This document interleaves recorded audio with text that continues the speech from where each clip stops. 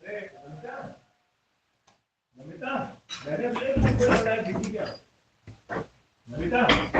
जी भैया ये चाबी दे दे आरती मेरे को जो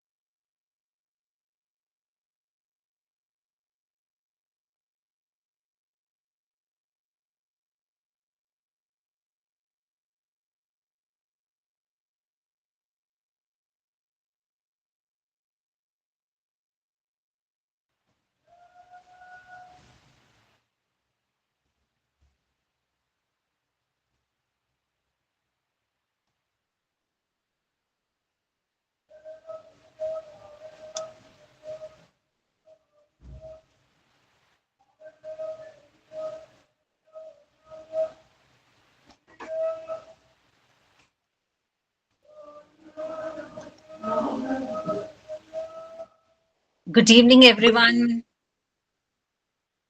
Rahul, Banu, Rahul. Shall we begin? Ma'am will start at 4:30. No, I know it's 4:30, but in an informal manner. Yes, ma'am. You can engage the audience. Yeah, if everything is set, then we can begin. Yes, ma'am. We can. Okay, because I know that the actual session would be from 4:30 onwards, the formal one. But we already see so many 80 above 80, participants have joined us.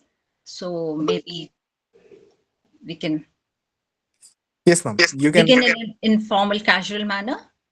Yes, Yes, ma'am. good evening, everyone. I welcome all of you, the ones who have already joined. We have about, 80, 84 to be precise, participants. And today's session, as all of you know, it focuses on anthrogogy.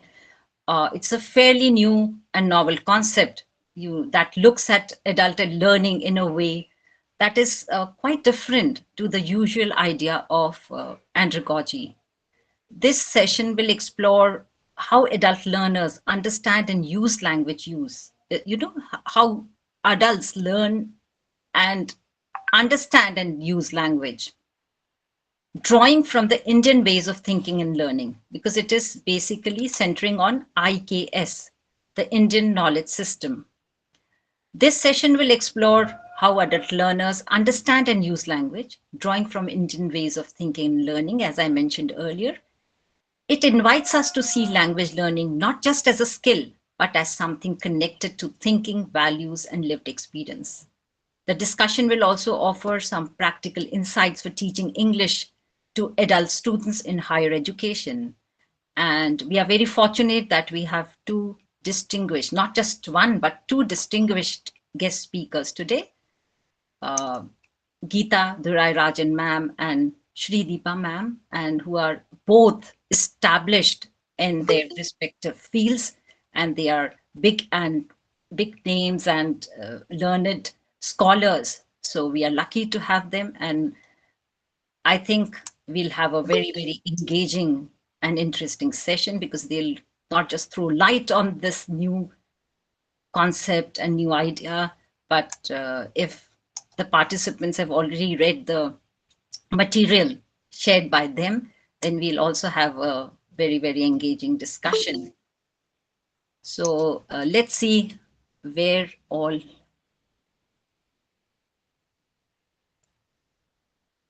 Can you let me know the participants where you are from so that we have some fair idea, those who have joined outside of India?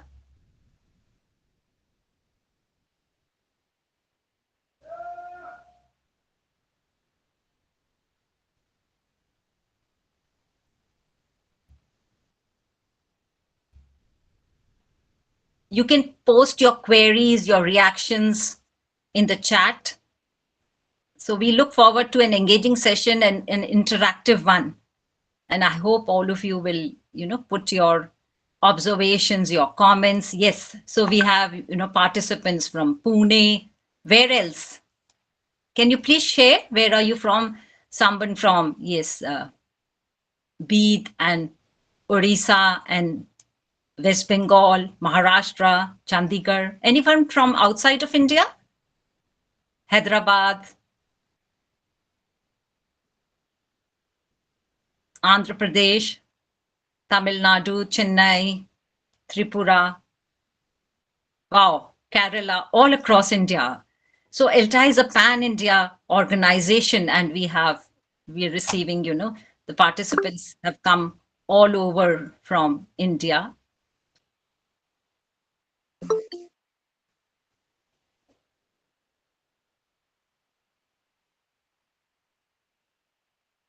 Madurai. So what do you expect that this session would be about? You have read the introduction about the session, but what are your expectations? If some of the participants could, post the responses in the chat.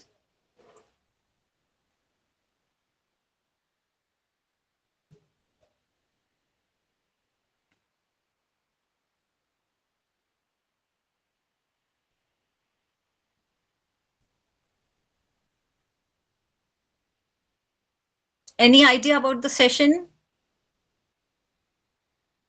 Yes, Indian knowledge system, someone mentioned. Yes. What else?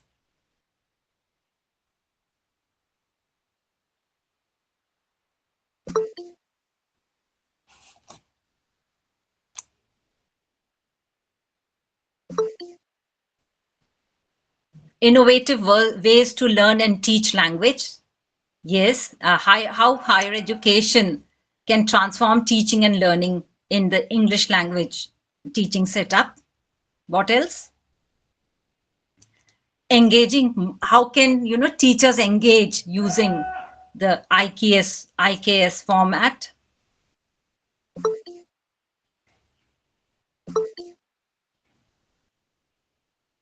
So we are seeing the numbers are going up from 80. It's already moved on to 106. Yes, ancient scriptures. Yes, connecting ancient scriptures with the modern way of learning, especially the ELT setup. English language teaching for engineering students. Okay, IKS and language pedagogy.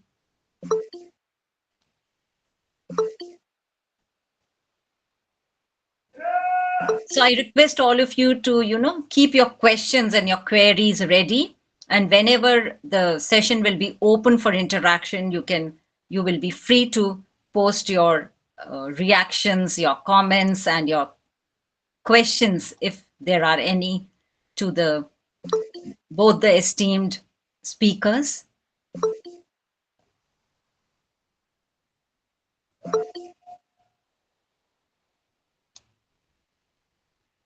So more and more, participants are joining.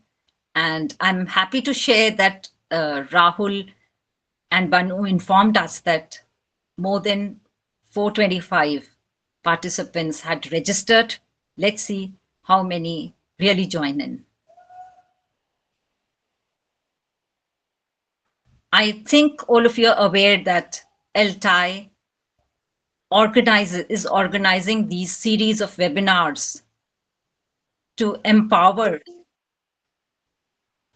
the ELT learners and practitioners on different aspects of language learning and other aspects of teaching and learning. And we normally have these webinars, web seminars, once a month, and it is usually on the last Saturday of every month. So this is 142nd. Yes, you heard it right.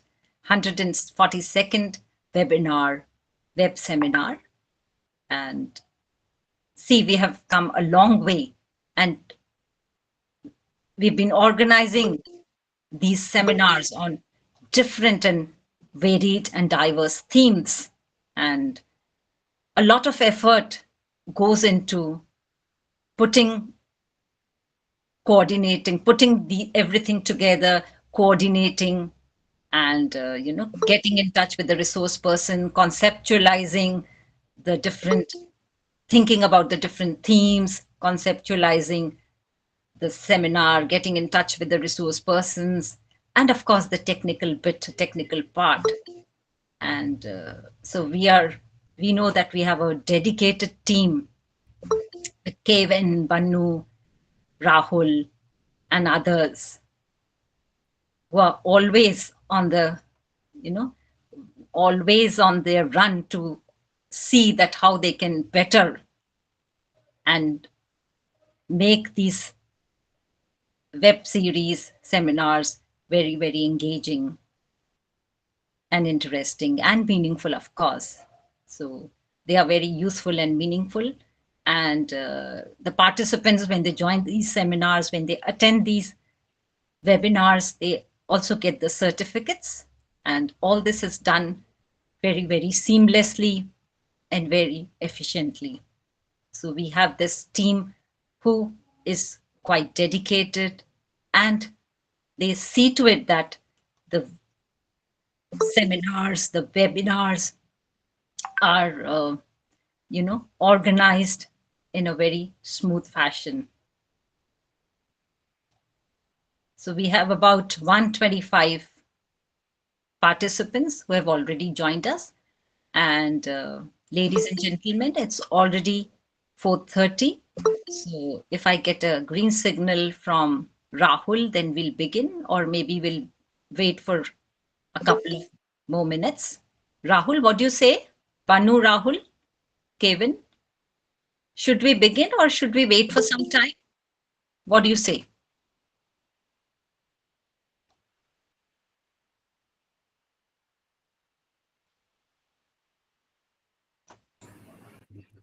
Yes, ma'am. Now we have the totally we have 43 members. We can begin. Shall we begin or just wait for a few minutes? Whatever you say. We can start, ma'am. Okay, we can start. So we're really happy that we are just dot on time. It's exactly 4:30 and we are beginning, and we have approximately 140 participants who have joined from various, parts of India, from West Bengal, from Andhra Pradesh, from Tamil Nadu, from Orissa, and everywhere else also. And I'm pretty sure we have participants from abroad as well. So we begin with the formal session now. Namaskar and a very good evening to all of you friends. I'm delighted to welcome you all to this special session. It is ELTAI webinar 142, as I told you earlier, and it is brought to you by the English Language Teachers Association of India, as all of you already know. I'm Shaila Mahan, a professor of English based in Jaipur. Currently, I'm the president of the Rajasthan chapter of ELTAI, which is the official host for this exciting session.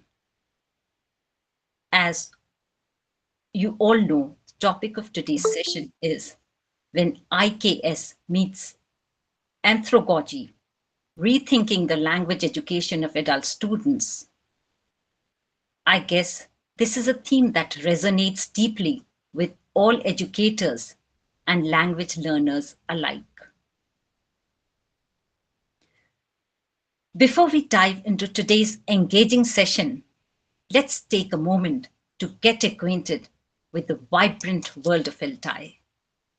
For those of you who are new to our community or simply need a refresher, we have a brief video to showcase some of the remarkable activities and initiatives that ELTAI is involved in. So can we have the ELTAI video, please?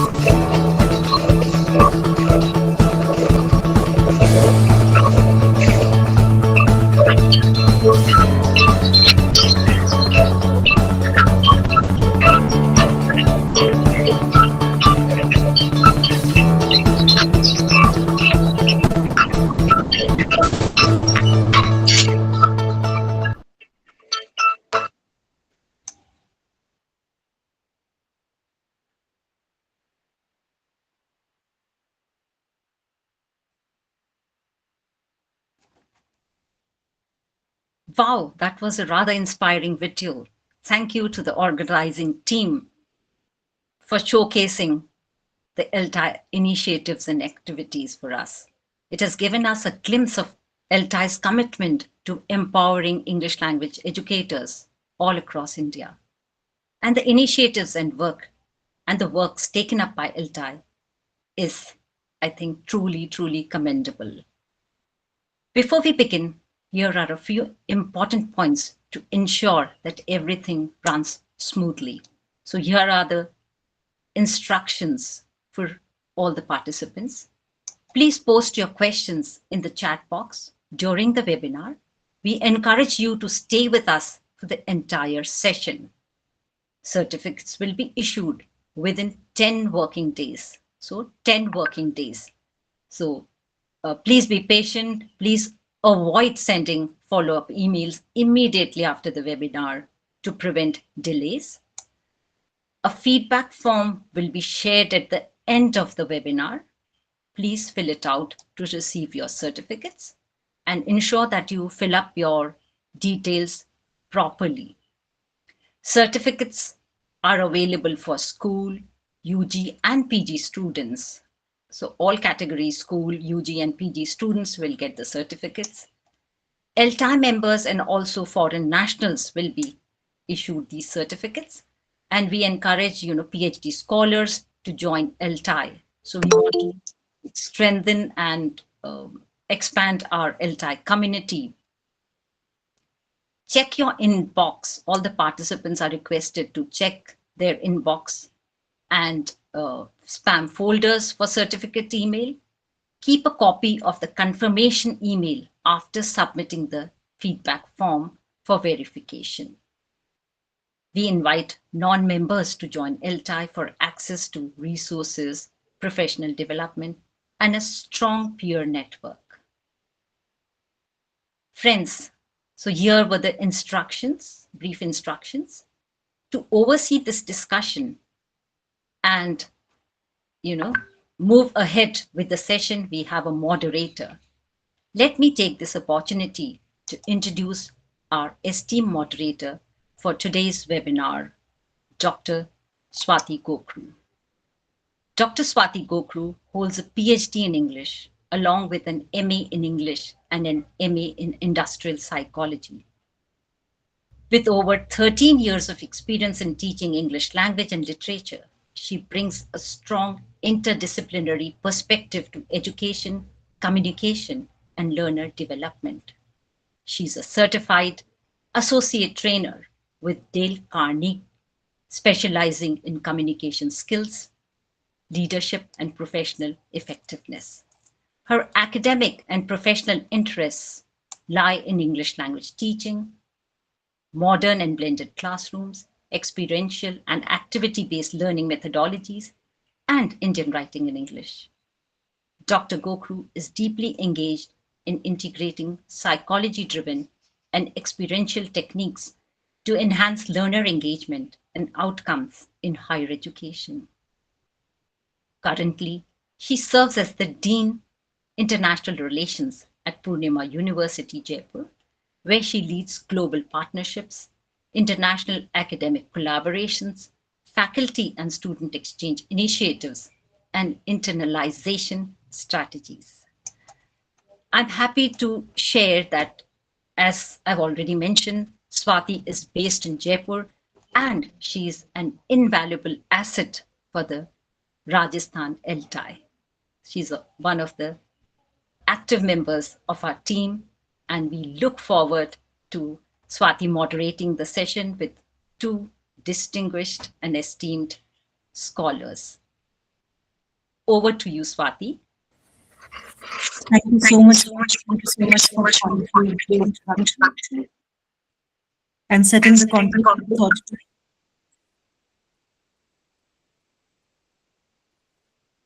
Rahul sir, I just want to confirm if our speakers have been able to join back. Yeah, I think they're there in the session. Okay.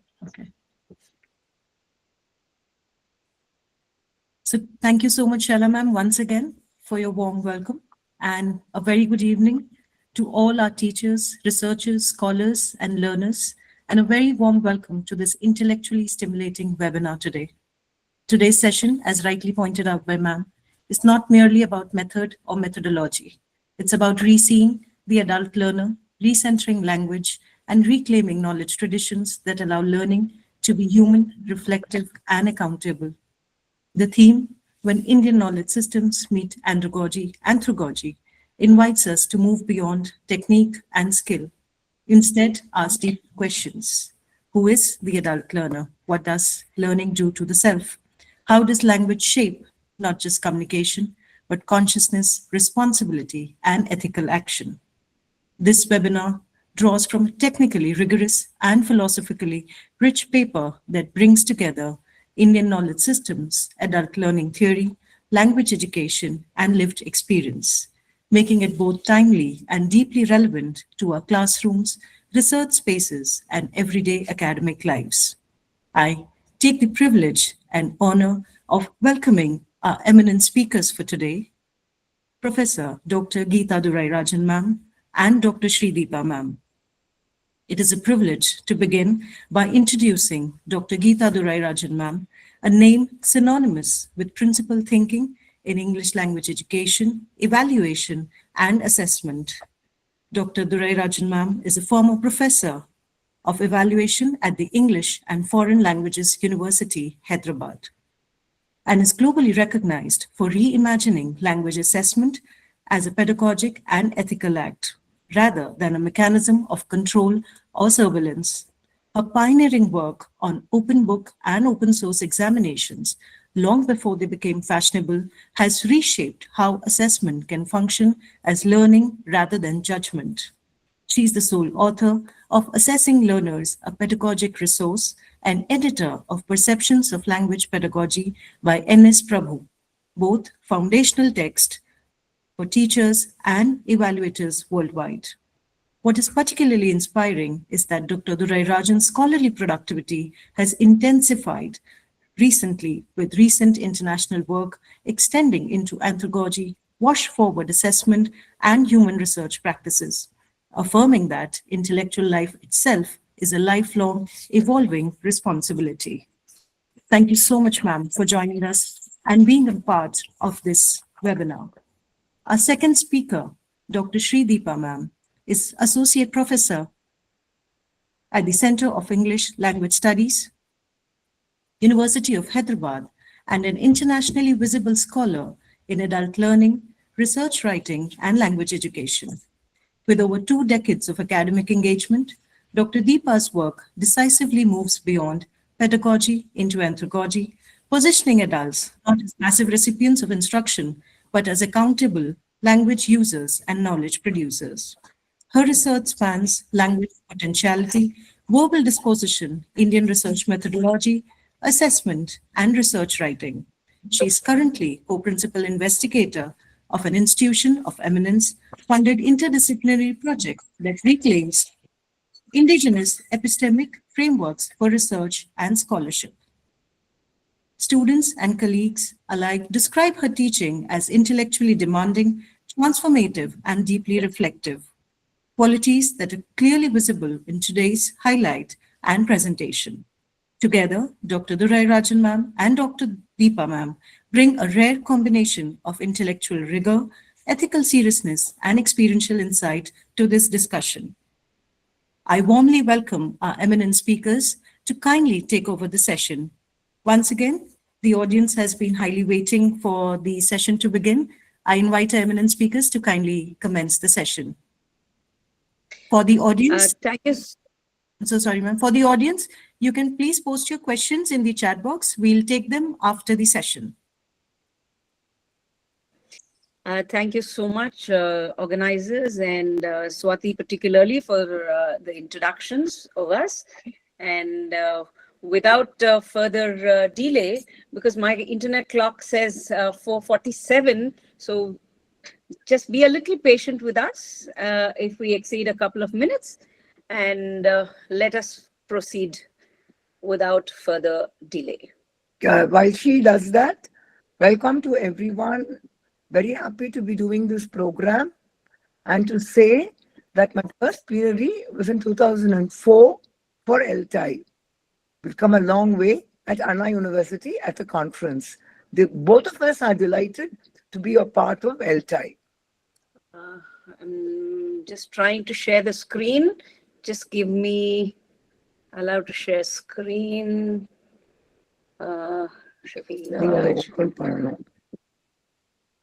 It says Meet needs permission to screen share. Can somebody help me with this? We did this yesterday. It worked. It worked, but it's not working now. Open your screen first. My screen is open. Is it visible in any way? Ma'am, just a second. It's not visible yet. No, ma'am, it's not visible. What do I do? Safari menu, select settings for Meet. 1 second. I don't know. Yesterday we did this. We did this and it worked. Okay, open Meet. Yeah, that is this.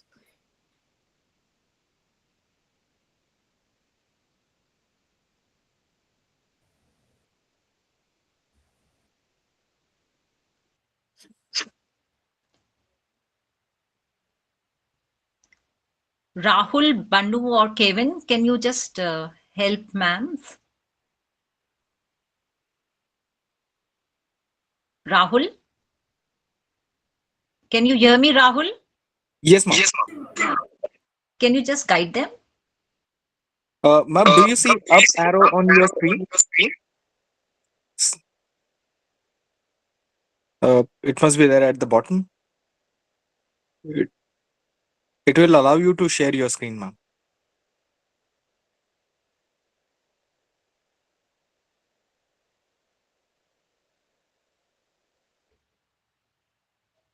Yesterday it allowed. What's wrong today? Wait.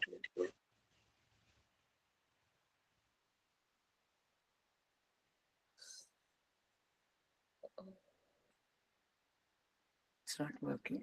We'll just log out and log in again, if that's okay.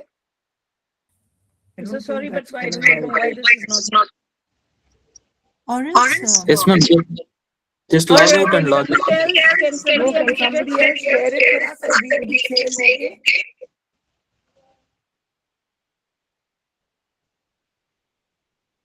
Yes, that could be done, ma'am.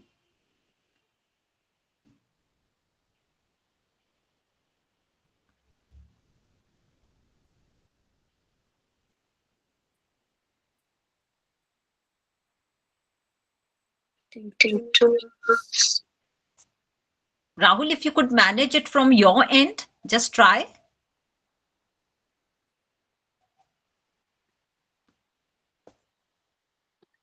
Yes, ma'am. Banu is working on it. Yeah. Okay. Okay. Meanwhile, we'll just go and in the session.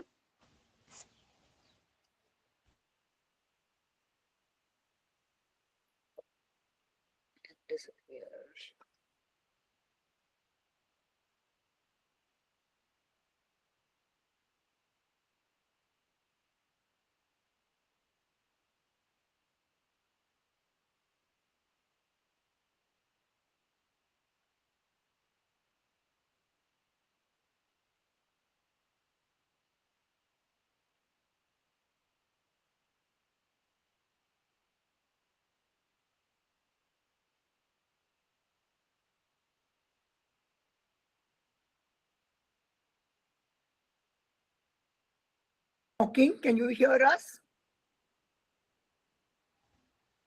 Hello. Yes, you are audible. Yeah. Yes, Are you audible? yes, we can hear you, ma'am. Okay. All right. Now we're just going to begin talking with or without that screen. Okay. Right.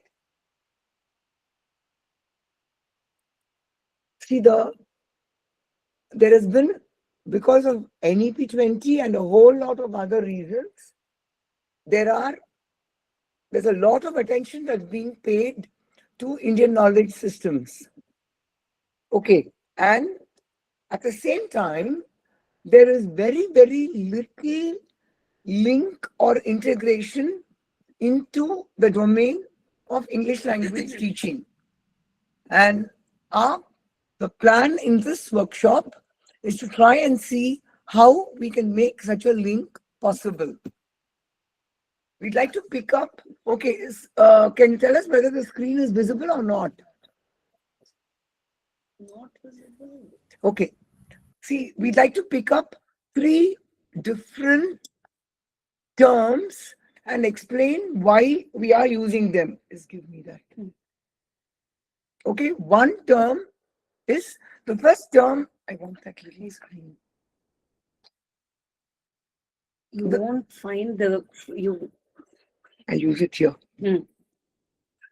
The first term is the standard term that all of us are used to. One, which is pedagogy.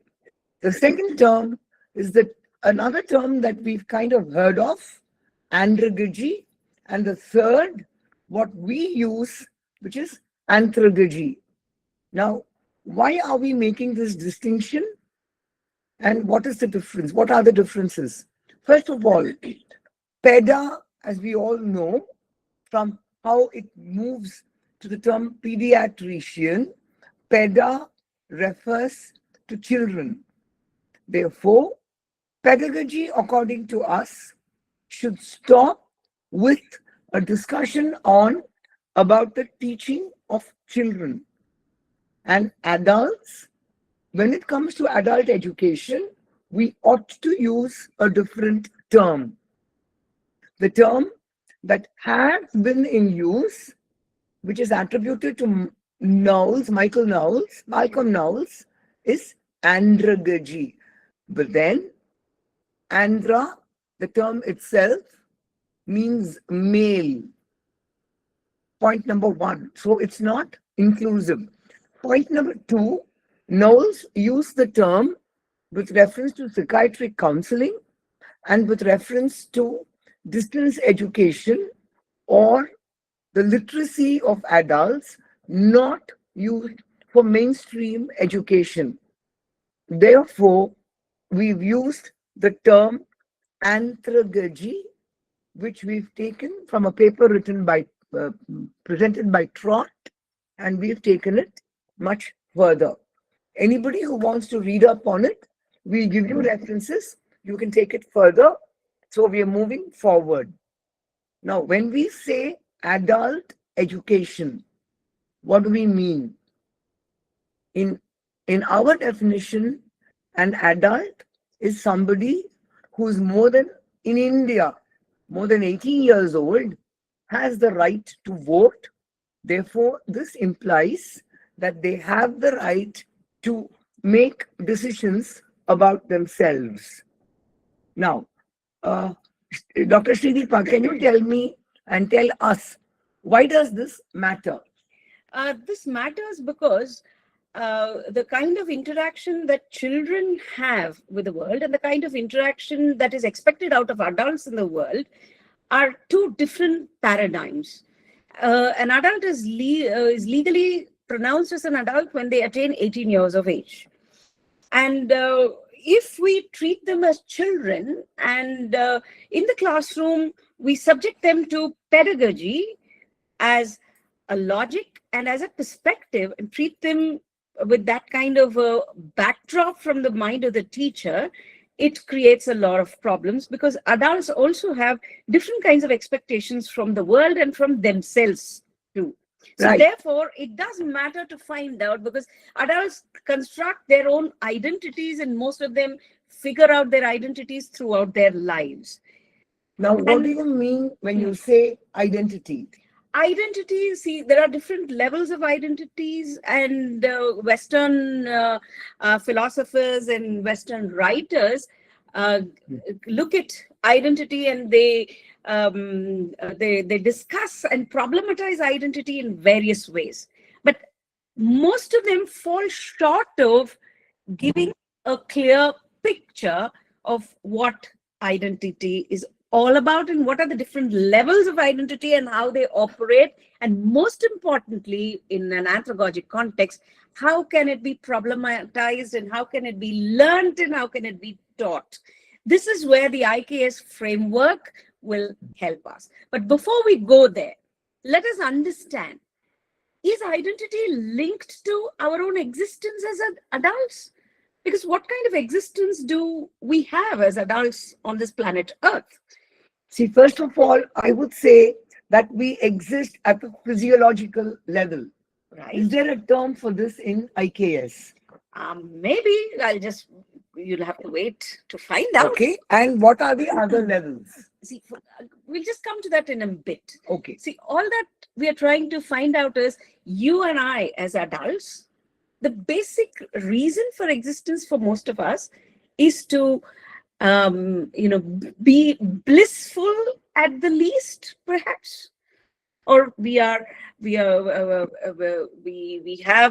enough of, the existence must be blissful. If an adult is not blissful, anything and everything that an adult does is to attain this state of bliss or peace or a peaceful coexistence, something to do with a sweet emotion inside the heart, right? So people do various things. They try to, get a degree, they get some certificate, they get a job, they get money, they do whatever that a human being as an adult does, is in the pursuit of peace and bliss. And if an adult is not able to have this kind of a blissful or a peaceful existence, it's going to be a futile existence, I guess. But is there a way in which we can actually access it? Everybody talks about these abstract words, but what do these actually mean, and how do we know? Who has the answers? One question. Yes. Now, you spoke of certificates and job and marriage and everything else.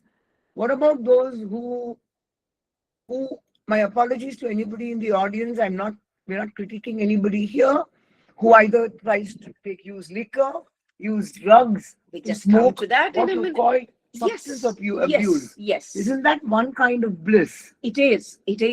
See, the kind of existence here, as we can learn from, what is bliss? We need to understand before we are running and ruining and running after and working our entire lives in the pursuit of bliss. We need to understand what bliss is and what are the means of attaining this bliss.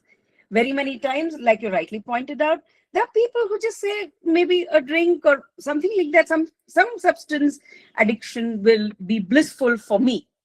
But is that true bliss? What does that do to your body, to your mind, to your psychology, to whatever that you are? So identifying oneself is a very important part of adult life. If we are not able to identify ourselves and different manifestations of ourselves, I think we are not a complete adult yet. This is where IKS helps us. Before that, let us understand, if a person leads the life of, just an existential life, there might be lots of people who say, okay, fine, then I don't need to have any agenda in life. So I'm happy to, like we say in Telugu, tinnama padukunnama tellarinda. That means I eat, I sleep, and I'm blissful. In the words of T.S. Eliot, birth, copulation, death. Exactly. Thank you very much for bringing that up. But then, so it is. Would you call that Jivanam? Yes, that's exactly Jivanam, where we're not being judgmental of anybody over here, but we're trying to say that there are higher levels possible if one wants to attain it. So there's no force, there's no pressure of any kind, but if one wants to elevate themselves, if one wants to reach bliss, this would be one of the ways. So what is the second one? The second, if that korikai of somebody who wants to rise above, the basic existence, then the term that is used in the IKS is going to be ujjivanam. Ut means to rise above. So rise above the mundane existence. How many of us have not talked about boredom? Why are people bored? Why am I bored? What's the problem? Why am I bored? So people end up doing a lot of things because they are existing only at the mundane level of the Jivanam. So they need to find some call, quote unquote, something to do, rise above the mundane. So if an individual, if an adult thinks of that, the adult is working in the domain of Ujjivanam. But at some point in time, that is also going to feel futile and it's going to become mundane again. So if we need to rise up from there, we need to be working in the domain of prayojanam, meaning the adult doesn't exist for himself or herself, But for somebody else. not just the family too, but be a contributing member of planet Earth. People, you will find a lot of people who go and clean up beaches. Why do they do that? And they're mad. To help the earth, to help people, other people It's on because earth. if there is one group of people who's cleaning up the beaches, there's another group that's dirtying the them. beaches. But then it's going to get dirty again. But why is it that they do? Because they are leading a life of prayojanam, meaning contributory, conscious, positive, constructive contribution to the world. And So- you're trying to explain that if we look at what you've marked as the Panchakoshas, if I'm not wrong, I've not yet arrived there. you're not yet there. Okay. Can we now let's present a scenario. How do we understand all these terms in most of the IKS courses that people have studied or books that are there? Most often it is just content pouting again. Terms, new terms. In teaching, In teaching and also, you know, In if testing. reading also. I mean, if you pick up any book on IKS, because it's a buzzword now, but nobody tells you how to arrive there.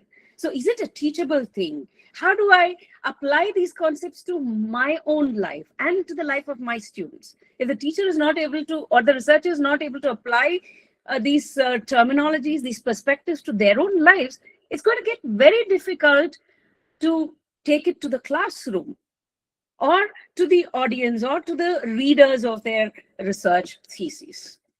So let's take up a scenario over here and then try to understand what the Panchakosha framework of identity is that we have drawn from the Correct. IKS. The scenario, which is very familiar to all of us. let me explain it. See, I or any one of you, okay, we write a paper and we send it up for publication. This is a normal scenario. But the editor of that journal, or sometimes your supervisor, if you're doing a PhD thesis, Possible.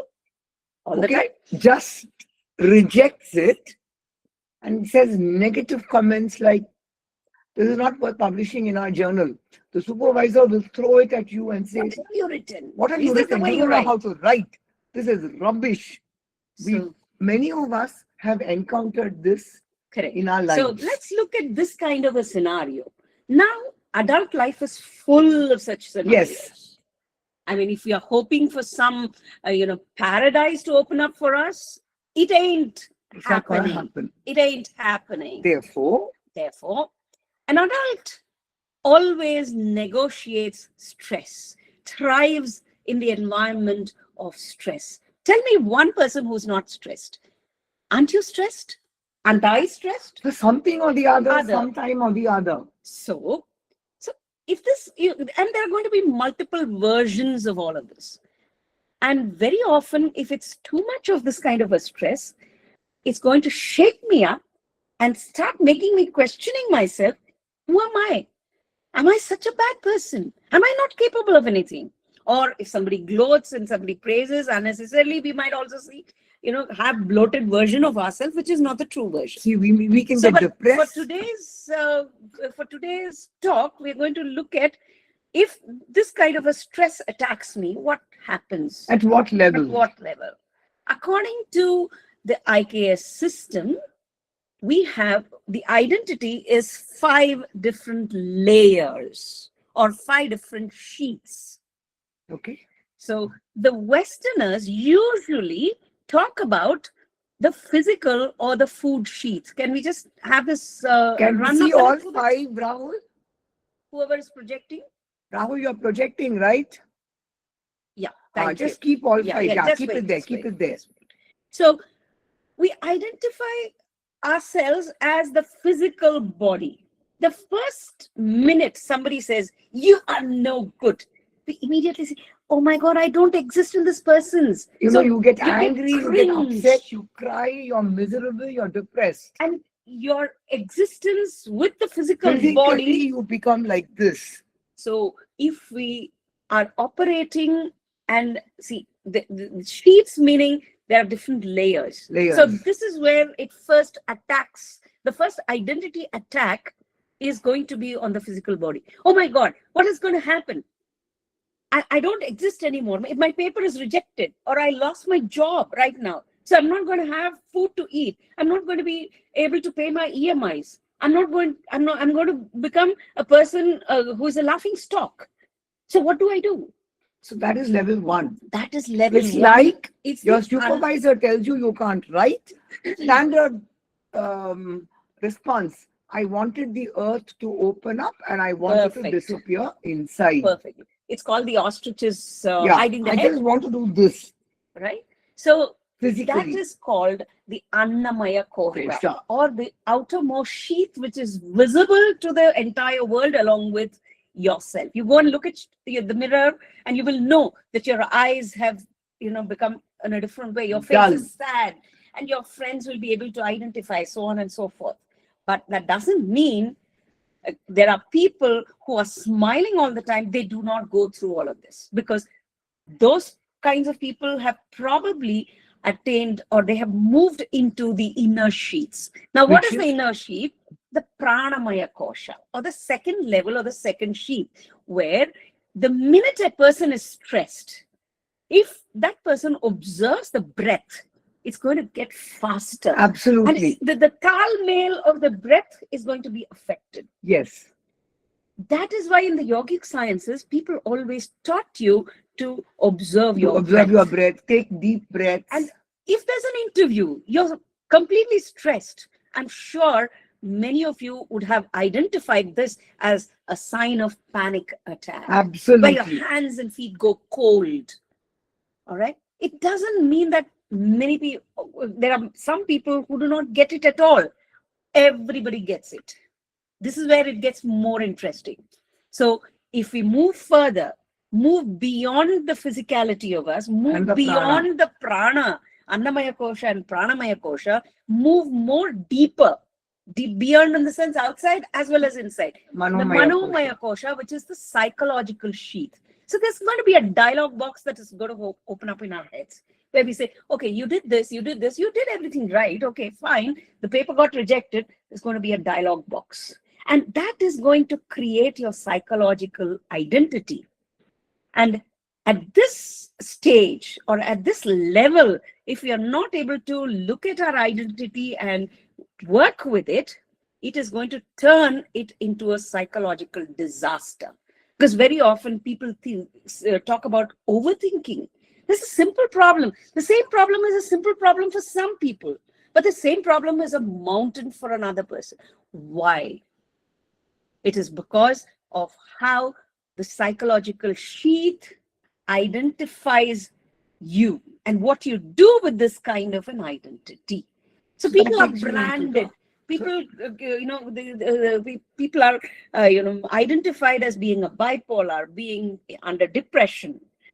So not being judgmental, but the issue is there is a problem with the Manomaya Kosha, or the mental or psychological sheath, because auto-suggestion and auto-talk, intrapersonal communication that we have, often is at this level, that is the psychological sheath. Now, what do we do with the psychological identification? We start, I mean, if you let the dialogues in your mind work for a longer time, all right, then what happens is the intellectual or the discriminative sheath, that is the Vijnanamaya Kosha, begins to come up front and to the forefront, where it says, okay, fine, your paper got rejected. So what? Is this the only journal? Fine, you lost your job. Is this the only job? Can't you do something about it? Alternatively, oh my God, my paper got rejected. My supervisor kept tearing my paper up to bits all the time. Right. My chapter up to bits. End result, I can't write. Yes. I am useless. Yes. So up to this level, stress functions in two different ways. And it is at this Vijnanamaya Kosha level of the Panchakosha model that we have a choice. Till such time, Exactly. very many people, including you and me, Won't we even do know. not have a choice. See, here, Vijnanam means the discriminatory power. What does one use intelligence for? Intelligence is not content pouting. Intelligence is not recalling 1,000 facts. It is what you do with the facts that you have, what you do with the content that you have, and how it operates in your life. So stress by itself, we need to ask ourselves, is it a good or a bad thing? So you've used Stress, two in terms. fact, when you look at stress from the dictionary perspective, very often people say, oh, I'm stressed, I'm stressed. But if you look at the dictionary definition and the psychological definition of the term stress, it's neither good nor bad. It's a very neutral term. See, this is a revelation that we need to understand.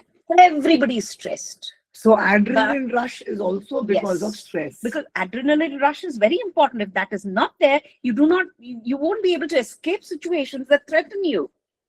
So Annamaya Kosha, physical threats or, threat for the physical existence. Pranamaya, your panic attacks. Manomaya, where you start getting into psychological issues because of your overthinking. So Vijnanamaya. Yeah. So, and then coming to Vijnanamaya Kosha, where the discrimination happens, now you can use this stress as a fuel and convert it for your upliftment, which is the Ujjivanam. That is and why you Prayojanam. stress. That is why you stress. I've not yet come there. Yeah. Hmm. So, if we do not take it in the positive sense, then the stress taken in the negative sense becomes distress. You know the word distress? Distress, meaning it's a threat. So either people get into depression or they perceive this as a distress. And that is when many people, when they lose out at this level, they move into substance abuse because they want to get away from the problem. But if you look at it carefully, it is possible to convert the stressful situation, such as rejection of a paper, losing your job, whatever that is, into something called as eustress. The choice is yours. This is where the Vijnanamaya Kosha or the discriminatory sheath will help you from the Panchakosha model, where your identity works in the paradigm where whatever the situation you have, it's going to take you and use stress and make it eustress. So the choice, and we use eustress to solve and resolve problems. Why is this important in the anthrogogic context and in the classroom? Is because it is always a matter of choice. It's always a matter of choice. So adults solve and resolve problems all the time. And this needs to be taught and learned in the classrooms because our identity is being formed. How do we learn how to adult if nobody is going to teach us? So little up, please, Rahul, the go up. projector. No, we want to show Yeah. No. We need to show the fifth one. This is the first one. Anandamaya Kosha. Right, fine. That's So, clear. what we do is when we convert stress into eustress, there is a high likelihood and a huge possibility of attaining what is called as bliss or the causal sheath or the Anandamaya Kosha. But how do we be blissful? How do we access? This takes a lot of practice. This takes a lot of conscious practice. It's not going to come naturally to everybody. So I'm going to be a ELTAI webinarian who's watching. and ask, now you've taught me about 5 different koshas. What is the link between the koshas and ELT? That's about living life. Yes, because life and language go together. Yeah, how? We talk about that, and because we develop our disposition, Yes. and here we develop what is called as the verbal disposition of the person.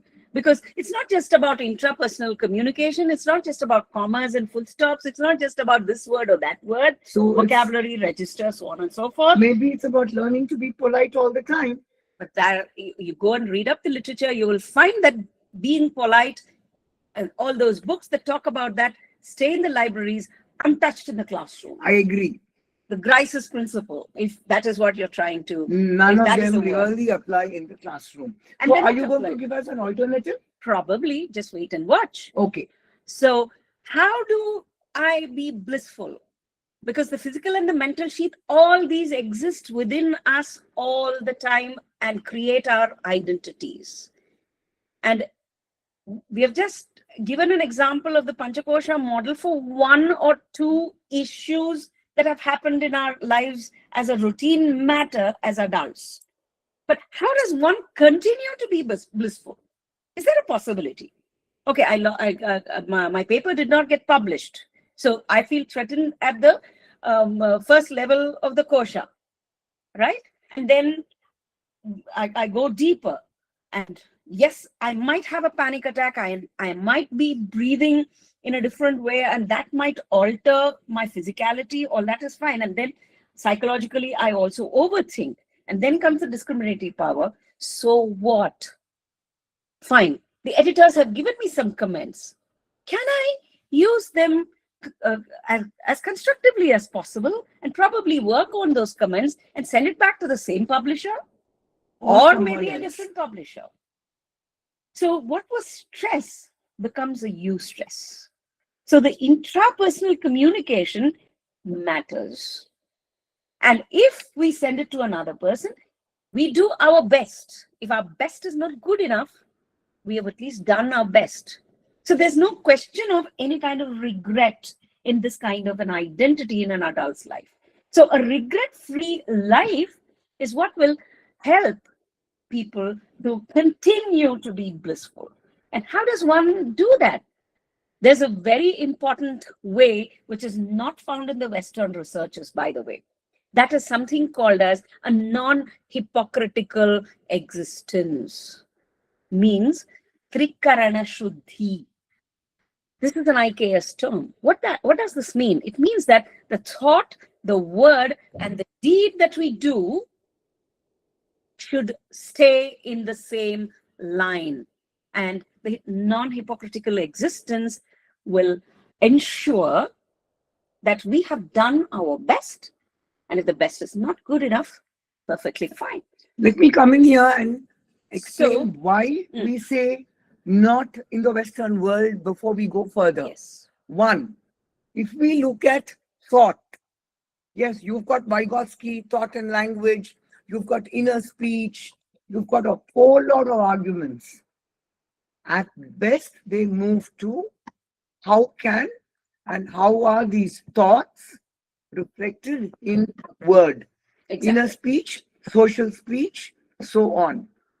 Or you have a focus on the word, Searle, John Searle, speech acts, locution, illocutionary act, perlocutionary force, where what is the effect of that word on the other person? That is the maximum to which deed is taken.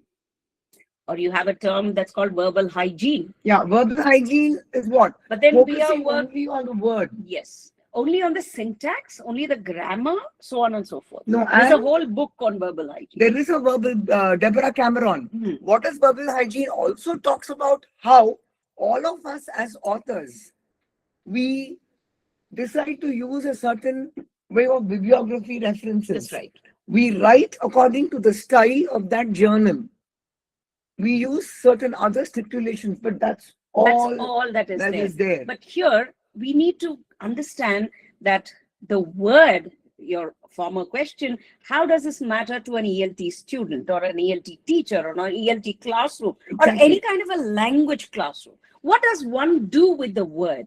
So the theory is that we need to move beyond discussing unnecessarily, over discussing what language is and move on to what language does. And how does language identify this person as an adult? So what is the verbal disposition that this person takes up?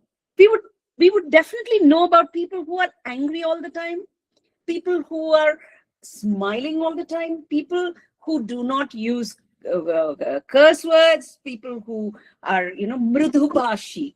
Well, we also know people who always bark. Yes, All there are the time. people who bark Or all the yell. time. I'm sorry, So I'm using that a is- harsh word, but That is their verbal disposition. disposition. They yell. So can verbal disposition be researched and taught and learned?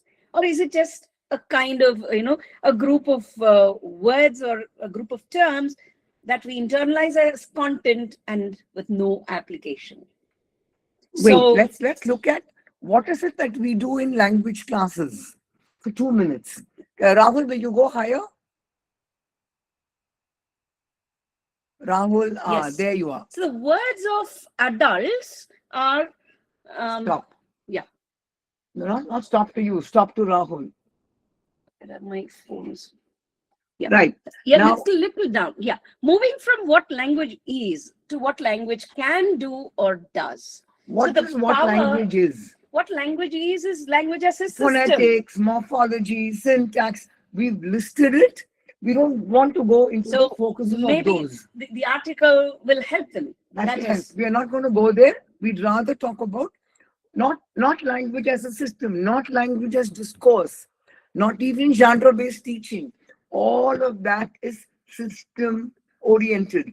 What we are looking at is What language language does for yourself and for and others. for the person who hears or reads what is So written. this is what we have theorized as language potentiality and building a verbal disposition through language potentiality. Is this teachable? Are you asking me? Yeah. There is a sample item for you over there. Rahul, What please. we've given. Rahul, please show the sample item clearly. Yeah, stop there. See, when you look at the item, we'll just leave this on the screen. When you look at the item, the options or the scenario over there does not have a grammatical issue, does not have a spelling issue, does not have a punctuation issue, does not have a phonetic or a phonological or a morphological or whatever kind of issue. But then, this is real-time, real-world adult communication choices But everybody every has. adult has. The choice of using language constructively, neutrally, and destructively. Now, So can this we is an ask? item, Can this is an item that has been trialed out in the classroom. And many such items that we have trialed out, and we have written about language potentiality in many no answers. So we have trialed this out. And it is possible to teach and to learn and move beyond what language is into what language can do or does. Right? Rahul, Geeta wants to know if you can take a couple of answers. Organizers? Is it possible? Yes, ma'am. Yeah. Yes. We can So get can we get answers some in- answers to this? Can you type your answers in the chat box, please? A, B, C, D. A, B, C, or D? And we need to remember that in the adult world, we do not have a clear-cut right or wrong answers. Yeah, all of Even a these murderer, even a murderer who is convicted, quote unquote, is presumed to be innocent until proven guilty. Okay, I've seen one A, second A. Okay, A. Lots of A's. Lots of ways. Is there anybody B who's got, also. somebody has B? Fine. Yes. Any others? Let's look at how this item performed in the classroom, shall we? Rahul, No, before just- we do that, can Go we ahead. simply look at, okay, somebody else says C. C. Sorry, these models are not available. You can buy other brands. Sorry for your inconvenience. We will replace it, etc. We cannot replace it, but we replace the parts. It will take a month. Now, Dr. Rajesh Gore has chosen D. It's your responsibility to verify the condition of the laptop. I'm sorry, we cannot exchange. You are free to contact the service center.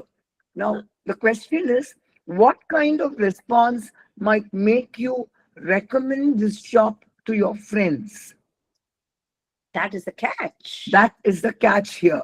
So the assessment person speaking. So you need to arrive at a possible answer. Okay, let us show you how this item performed in a class. Little up, please. Little higher, Rahul. See, in the class, so many people got A's, so many people got B's, so many people got C's, and so many got D's. And there were no blanks, meaning no attempts. So all of them attempted. And like this audience over here, we also had a spread. Correct. So this proves the point that there's no right or wrong response Exactly. when we look at language potentiality, because it is dependent on the verbal disposition that a person carries with himself or herself. Now, what is there is notes are the explanations given. We'd asked, tell us why. Yes. And we've summarized the explanations That's right. as notes in those few lines. Believe they're entitled to better responses by the virtue of being the customer. Selected option seems to be B, but the vendors seem to go out of their way to be helpful. Real world situations, going beyond your formal obligations as if they have some value is always appreciated. Right? So if somebody chose, see, if a shopkeeper used D, you're not likely to tell your friend, hey, that's a good shop for a laptop. Go there and buy. Exactly. The shopkeepers who used B, you say, hey, they're very polite. They're very helpful. They're going out of their way to what happens here is go there and buy. What happens here is when these items are being if a student interacts with these with items like these, they look at the options. The choice of being constructive becomes more and more conscious. Exactly. So this is about a consciousness awareness raising kind of a task, and not a clear-cut right or wrong, wherein you're going to find them in language as a system paradigm, where use the correct form of the verb or whatever, fill in the blanks, or even the multiple choice. See, in multiple choice items where even up to discourse, one right answer, one answer very close, one distractor very close to the right answer to confuse you. That's right. One a little far away, and a fourth, what I've always called grabbed from the wall. Correct. You throw it in. All of the above, none of the above kind of things. You have to choose a fourth, which may have no link to the answer. But if we have carefully looked at the options, all four options are equally possible. Plausible also. And it would have happened with any one of us. But here, the question is not about the rightness or the wrongness of it, but what does this option do to my listener? What does it do? What does language do? And what is it capable of doing?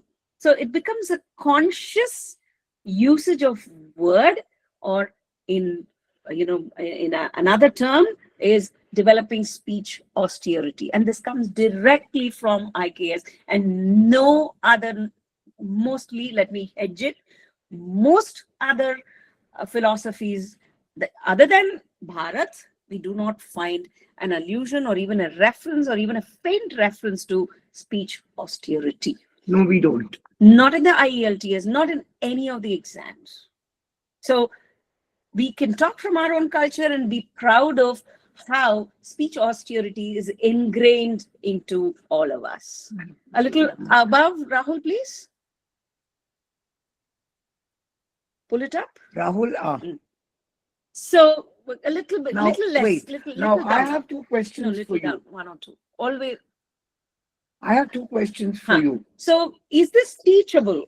No, more than that. Ah, Before fine. we come there, I have some more questions for you. Okay. Now, we've spoken about one context Mhm. and we've given options. Mhm. And some have chosen A, B, C, D. Now, please link this. So do I have to consciously think about, I must be nice to my customer. Therefore, I should offer to replace the parts. Right. If I'm a supervisor, I should be fair and helpful to my students. So even if it's bad, I should be able to tell them, look, there are some problems with your writing. Can you try and rewrite A, B, C? Now, how do I link this comment to thought, word, and deed, to Trikarna Shuddhi?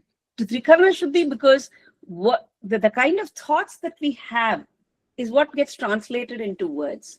And whatever words we give as commitments become the action that we do. Very often, it is possible for us to use destructive language if that is the only kind of language that the other person understands. But the default setting usually should be constructive.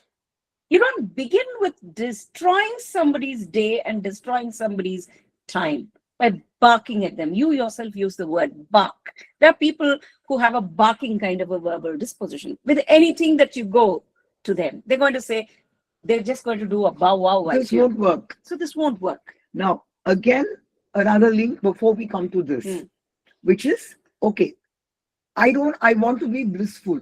I want to have thought, word, deed. I want to be constructive. Correct. Which of the koshas, is there a link between? So can I say my choice is to live in the beyond Vijnanamaya kosha? Anandamaya. Yeah, I want to be happy, at least stress-free, happy, and be helpful to others on planet Earth. That's right. Then thought, word, and deed link will become and should become automatic. Would you say that? Yes, I would totally agree with you. But there's a lot more on how you convert this word into speech austerity. It's not that easy. No, it's not. It's not something that you know and then you begin doing. So the theory and the practice, specifically in IKS, I mean, let me depart a little bit, go away a little bit and then come back, because in Indian context, anything that is a rahasya or secret does not mean I keep it with me and not show it to you. Rahasya means it is a secret in the sense that there is a clear-cut disconnect between what you see and how you apply. Exactly. People can see, they all know the Panchakoshas have existed for a very, very long time, right from BCs onwards. But have we been able to apply? So what happens? Knowing it doesn't mean applying. This is where the skill-based system comes here. Exactly. We can define everything, but how do we apply? We need somebody called as a guru or an acharya or somebody who's a little more experienced than us to help us link the theory to the practice of it. And more, if we have to take it to the classroom and build the identity of our adult students, because she and I, we taught in adult schools, adult situations, adult students, most of our adult lives, can I say that? So in the anthrogogic context, it becomes very, very important that we teach our adult students how to adult.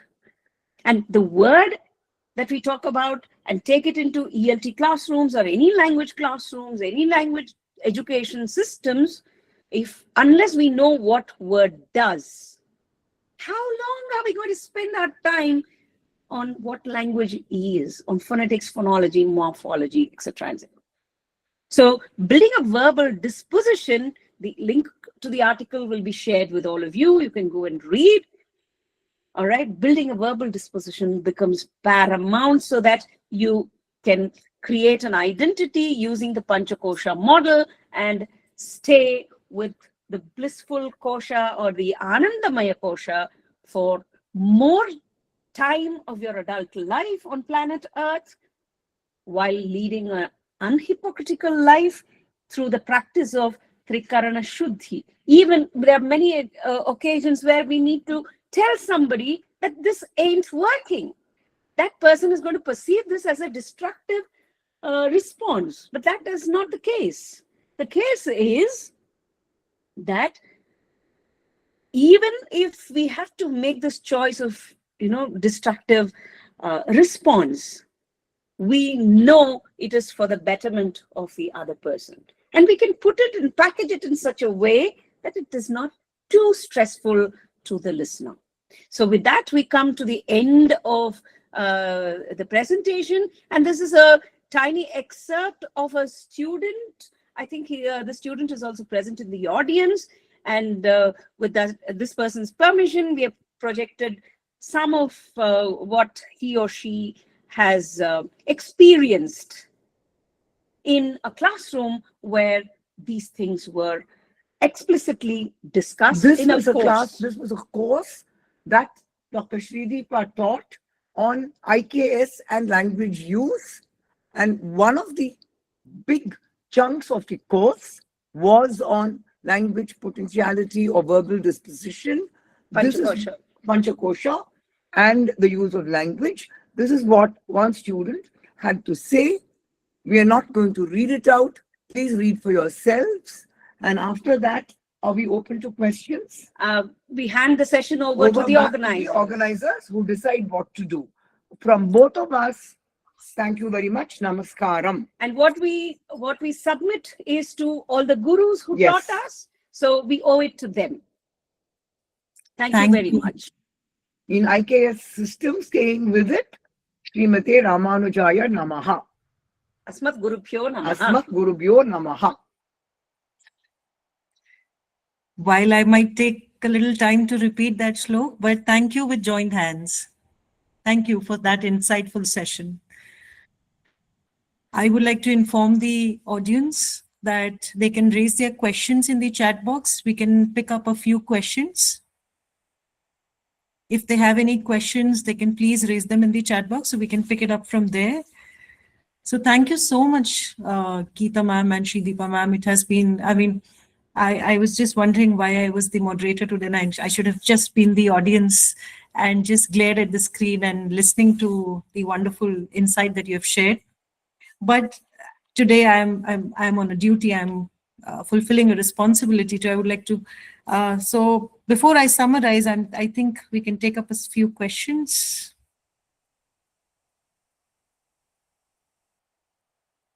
Just allow me to look. So, ma'am, I'm picking up the first question. It says that how can we use Panchakosha framework in English classroom?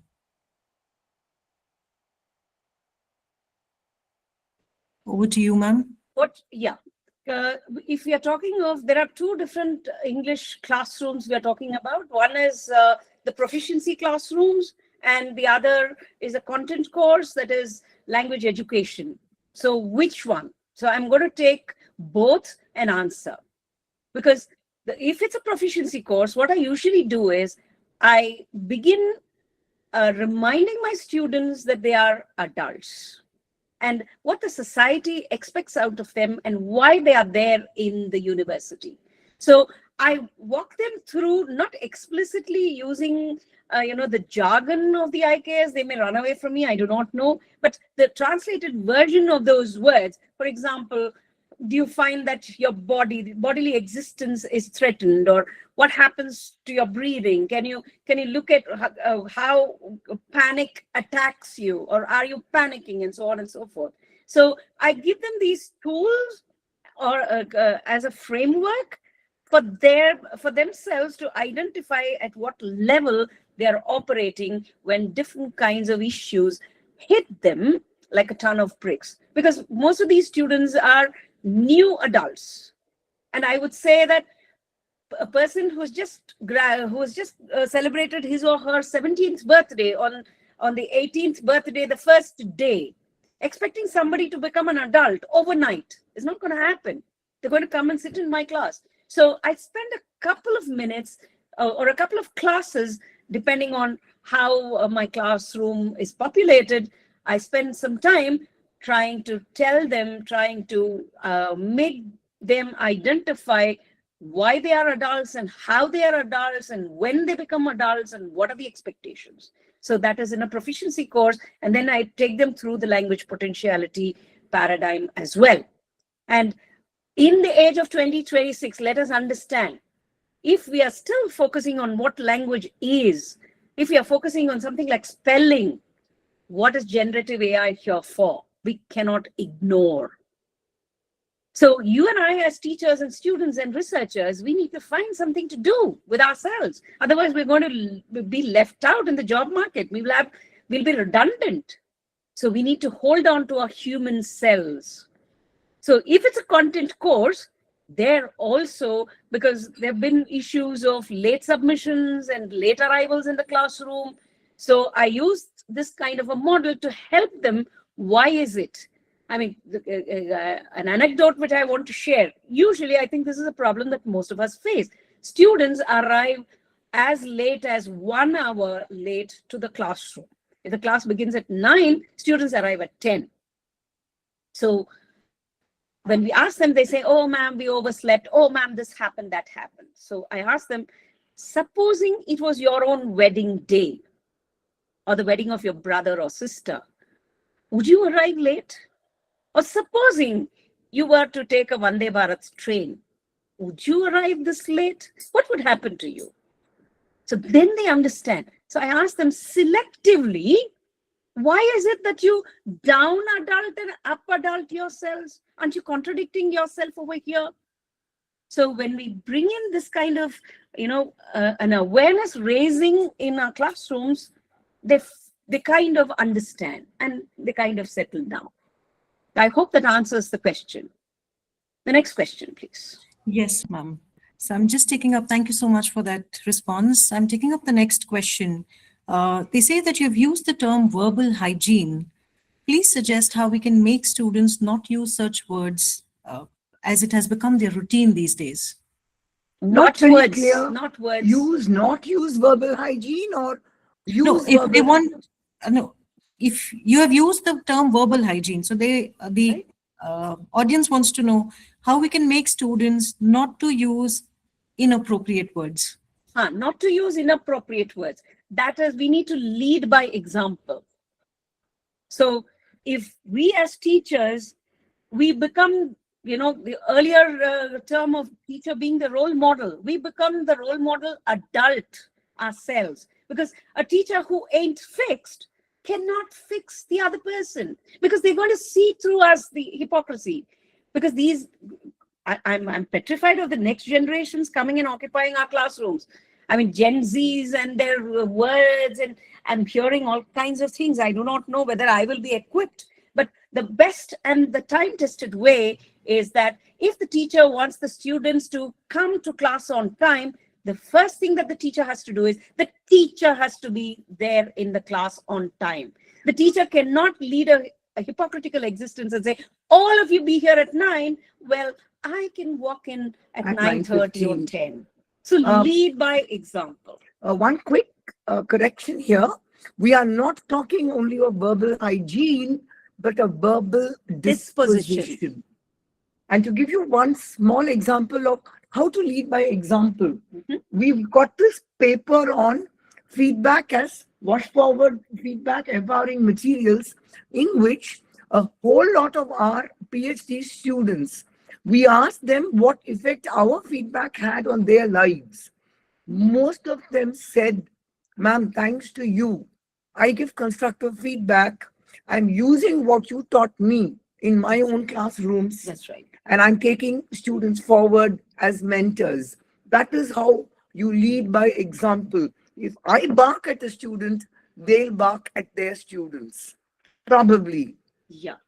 And this is why IKS again helps us, because the term acharya means, if you translate this, if you get the Sanskrit translation, swayam acharate iti acharya. Because if you look at what the Western world tells you, it tells you practice what you preach. Practice what you preach, meaning you preach it first and you practice later. Whereas IKS will tell you acharya. So preach only that which you practice. After you practice for a long time, understand where what goes wrong, and then you begin preaching. Then you don't even need to preach because they will learn by example. So that's our answer to that question. Totally, ma'am, totally. So important to practice what we preach, and I'm so awestruck with the point that practice first and then preach. Practice first and then preach. Absolutely. So there's another question from Mr. Prakash. He says that, could you please state one example to make our students understand how to use stress to uplift their life? See, we have to take them through. It's not going to happen in a sentence or two. I think that is another webinar. So absolutely. I think it's stress, distress, eustress. There's a lot of connections needed there and a lot of insight and detailing. Because stress hits every adult. Yes. Because we always think that a person who is rich, a person who has this girlfriend, a person who has, this house, a person who has a car, all of them are happier except me. That's not true. Everybody is stressed equally. But some people convert this stress into eustress. And some people convert it into distress and get into psychological issues and depression. I'm not undermining any of these things. I'm not judging any of these things. I do understand, because it is very important. We need to address. Let me add to that. How do you help your students?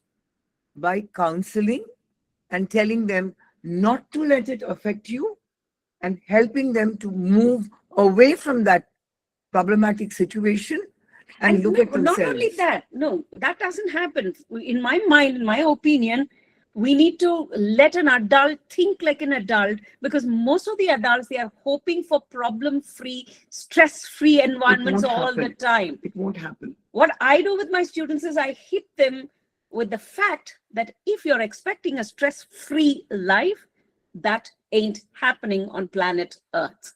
We do not know about the other planets or the upper planets or lower planets, whatever.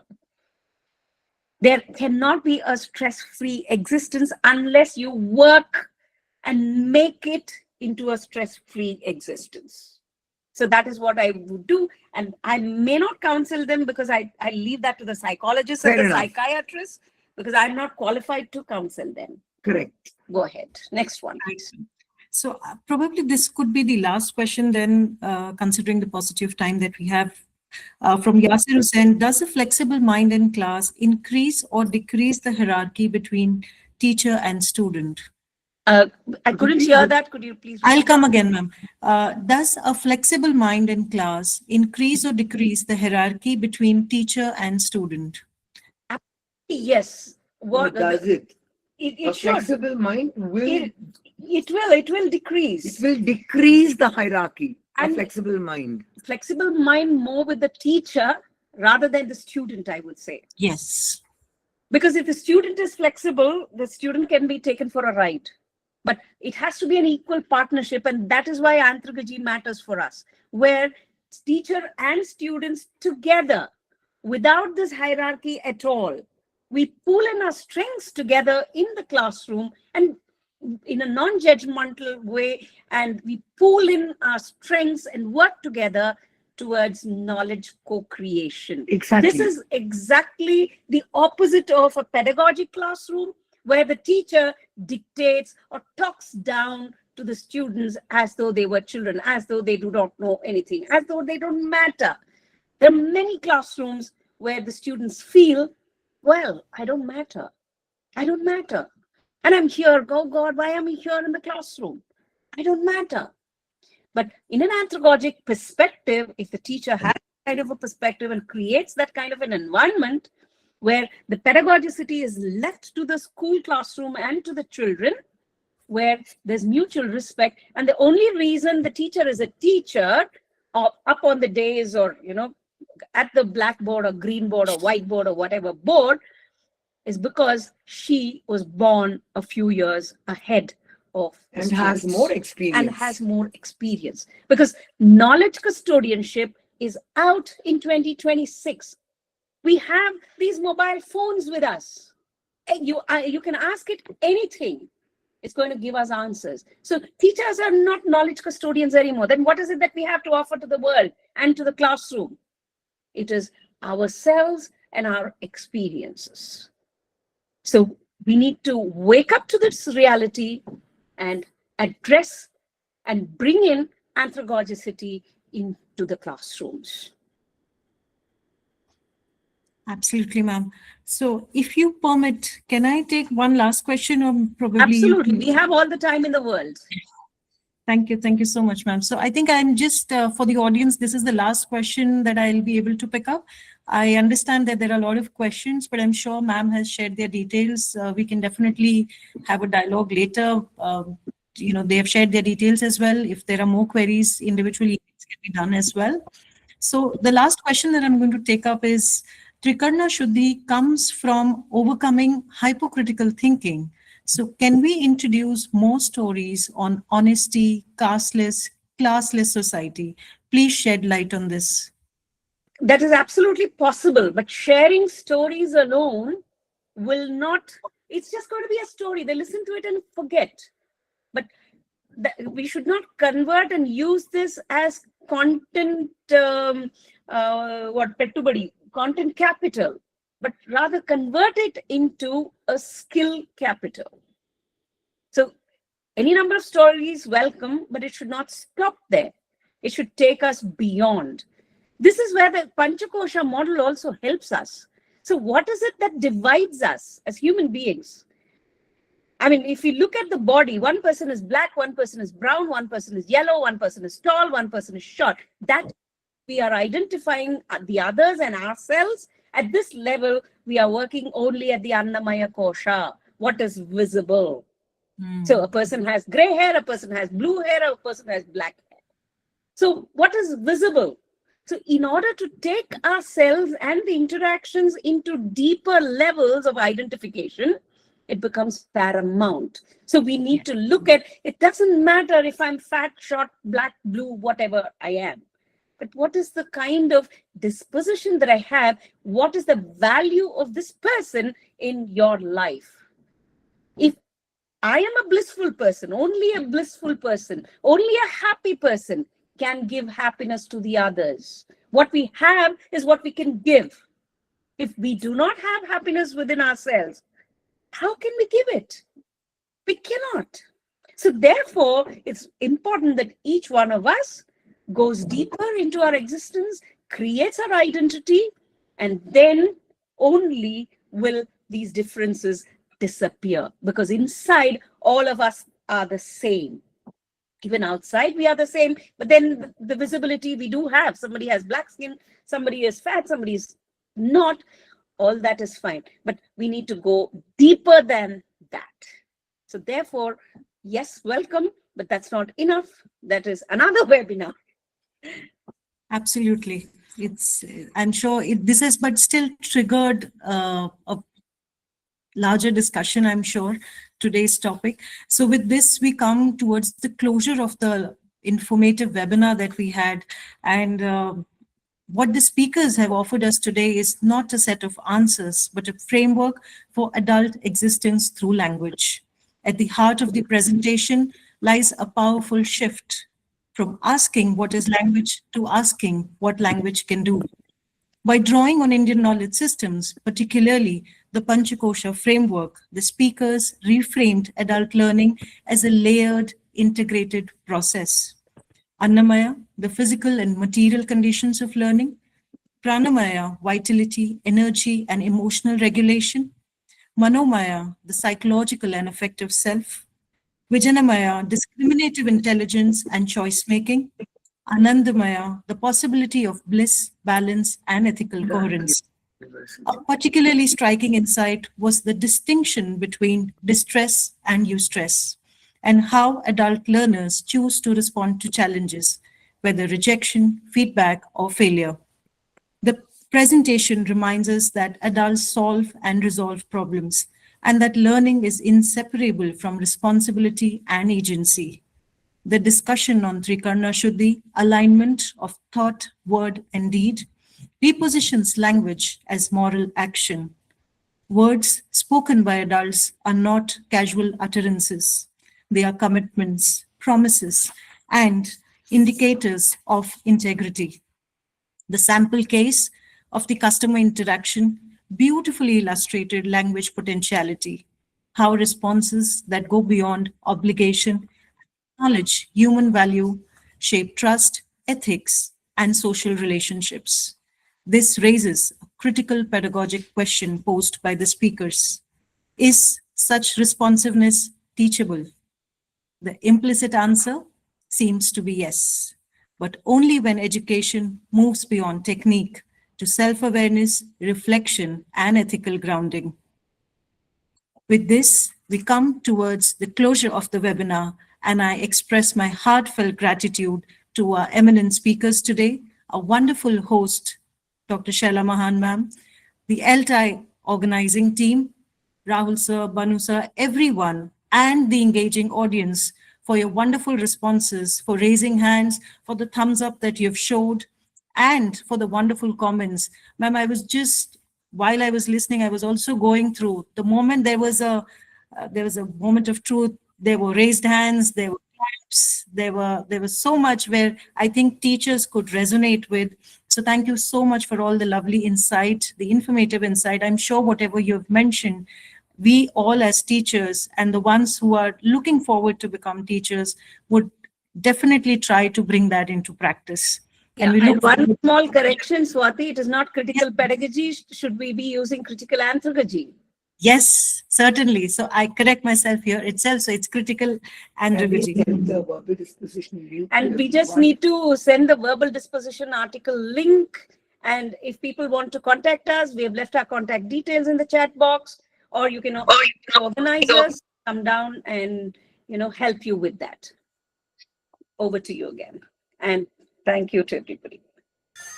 Thank you once again with joined hands. Dr. Shaila Mahan ma'am, would you like to say a few words? Yes, of course. Thank you, Swati, and thank you so much to both the resource persons. It was truly, truly engaging and thought-provoking discussions that we have had today. And from now onwards, I think we'll be on our guard when we use pedagogical. So we have been introduced to a new concept and new idea of, anthrogogy. And we do look forward to follow-up sessions, ma'am, from both of you. So, but on behalf of ELTAI, I would like to extend my heartfelt thanks to both of you for your time and this insightful session. I thank you, Dr. Swati Gokru, for moderating the session and offering your, expert remarks and coordinating the question and answers so well, and also for summarizing the session. Well, friends, behind the scenes, there's a dedicated team that works tirelessly to ensure the success of these ELTAI webinars. I thank the seniors and mentors for their valuable and timely inputs. A special thanks to Kevin, the backbone of the organizing team, Rahul, Banu, and others for their hard work and commitment to organizing these webinars. And last but certainly not the least, a heartfelt thank you to our participants from all across India and also abroad. Your active participation, questions and insights, and your curious mind and constant, reactions make these webinars not just informative, but a platform for rich discussions and global collaborations. Please don't forget to fill out the feedback form. Just one or two more instructions. Certificates will be issued only to school, UG and PG students, ELTAI members, and also foreign nationals. Now, ladies and gentlemen, before I wrap up, a few more announcements. Please mark your calendars and save the date for our next insightful ELTAI webinar on Sunday, February 22nd, 2026. We have another captivating session planned for you on the topic of demystifying, and unpacking research. Let's think anthrogogically. So it's basically a follow-up of today's session, and you'll be delighted to know that Dr. Shri Deepa will be the resource person for this session or that session as well. So we haven't yet prepared the poster for this next webinar, but very soon this will be shared with all of you. Registration details and additional information about this exciting webinar will be available shortly and on our website. We'll upload it on our website, the poster as well as the other details. So remember, your active participation like we had today is not only encouraged but also essential for the success of all these events. Let's continue our journey of professional development together. Now, friends, it's the time for a group photograph. I request everyone, all of you, to please turn your videos on so that we can have a photograph, a nice one. Please put on your videos just for a moment, for a click.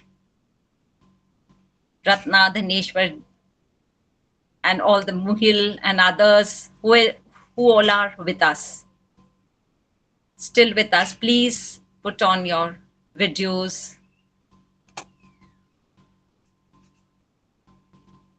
Because we do not want faceless, participants.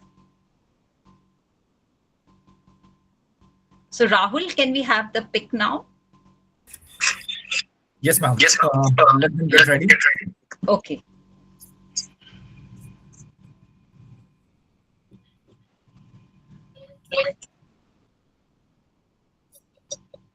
Okay, everyone. 1, 2, and 3.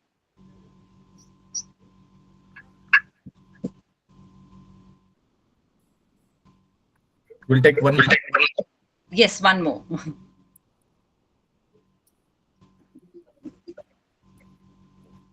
One, two, and 3.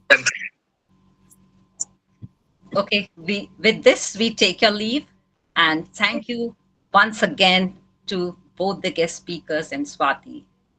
Thank you. Thank you so much. Really Thank you so much, everyone. Yes, thank you. Thank you. And Thank you so much. everyone. And we look forward to your next session. And we'll be joining as participants there. Thank you so much. Thank you so much. And namaskaram to all. To all. Happy Republic Day to everybody. Thank you, ma'am.